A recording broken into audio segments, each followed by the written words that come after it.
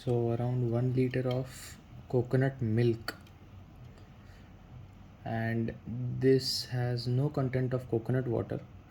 Around more than half a liter of coconut water was taken away already, and this much of grated coconut from 10 coconuts. These are small coconuts from my nani's home, and these are the coverings. आणि थोडेफार राहिलेत नारळ अजून. So around no waste. आता हे जे covers आहेत हे आता झाडांना घालणार. हे कोकोपीट बनवून पण घालू शकतो आणि हे खालीही घालू शकतो फॉर बेटर ड्रेनेज. हे आता नारळाचे कवट्या ह्याला ॲज अ दिया वापरू शकतो, दिवे लावल्यासारखं. आणि this can also be used for better drainage in the pots. आता हे एवढं मोठं ग्रेटेड कोकोनट आहे, ह्याचे मोदक बनणार आहेत. आणि the most exotic part of this thing is the coconut milk. So creamy in texture.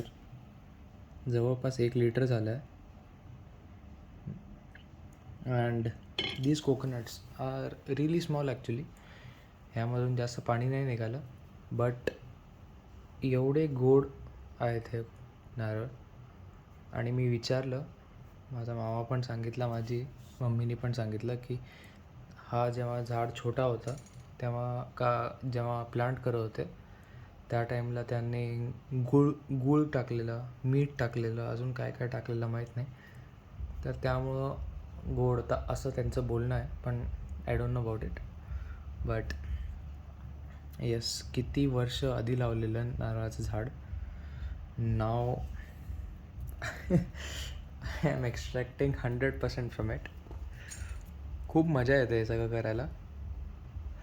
आता 10 नारळ सोलले मी. मग त्यानंतरनं त्याला असे सो दॅट ह्यातलं काही वेस्ट नाही व्हायला पाहिजे, ह्याला असे होल पाडून ह्यातलं पहिलं तर पाणी काढलं. मग त्यानंतरनं फोडून, जर आतमधलं गर खूपच कोवळं असेल तर ते खाऊन टाकायचं. जर झालं असेल जाड तर त्याला असं ग्रेट करायचं या मशीनने आणि त्याला एका अशा पातळ क्लॉथमधून काढून कोकोनट मिल्क तर खूप खूप अतिशय क्रीमी आहे. आणि त्याचं काय म्हणतात, टेस्ट खूप गोड आहे.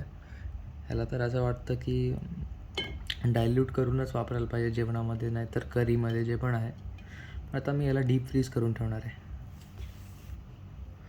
चलो बाय. खूप याद झालं.